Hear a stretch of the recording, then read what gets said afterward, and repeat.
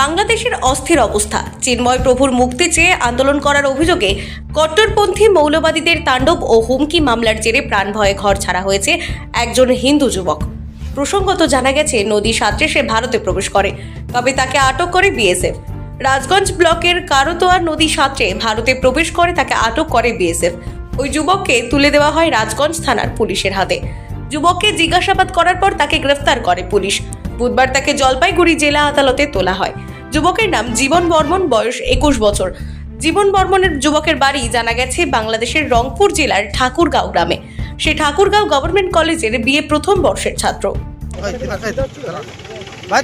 কেন পালালে ভাই? কেন আসছো ওই বাসে?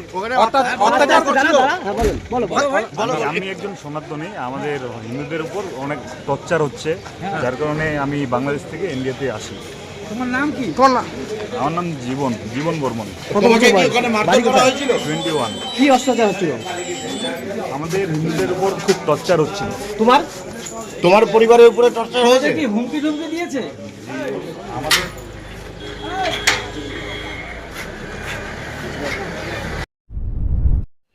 এখন ভোলা মহেশ্বর এন্টারপ্রাইজ আপনার কাছে সমস্ত ধরনের বিশুদ্ধ পানীয় জলের ফিল্টার সুলভ মূল্যে বিক্রয় করা হয়।